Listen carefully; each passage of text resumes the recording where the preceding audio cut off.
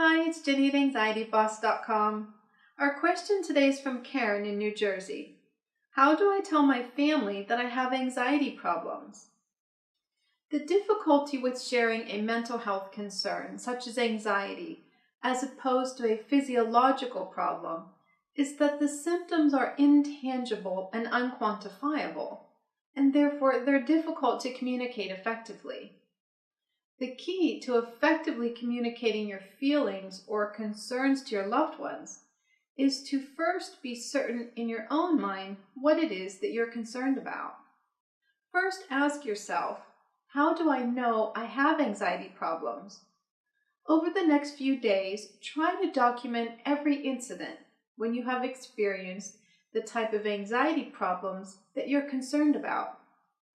Document the date, time, and place, and also describe the situation in terms of what happened before the onset of anxiety, what anxiety symptoms, physiological and emotional, that you experienced, and for how long. In addition, you should read up on anxiety disorder to try to understand the condition to better pinpoint any of the symptoms that you may be able to relate to.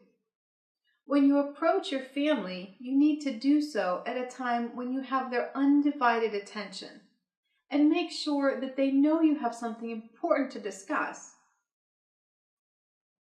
First, raise the subject of anxiety, asking them if any of them have ever felt anxious. Inevitably, everybody has felt anxious in their lifetime, but it is important to distinguish normal feelings of anxiousness with clinical anxiety.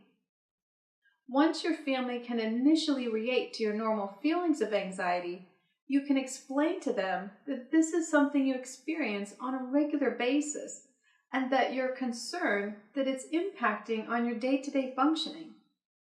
You can then introduce them to any information that you may have found, describing what anxiety disorder is, and then start to explain to them what your concerns are by producing your documented experiences of anxiety.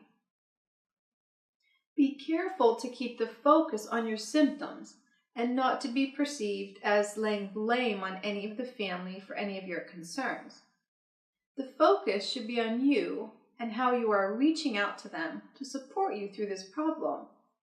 It is also useful to already have some suggestions of how you could address the problem.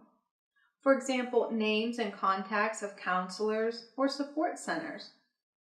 Remember, your family need to know that you are telling them about your problem because you are reaching out for their support.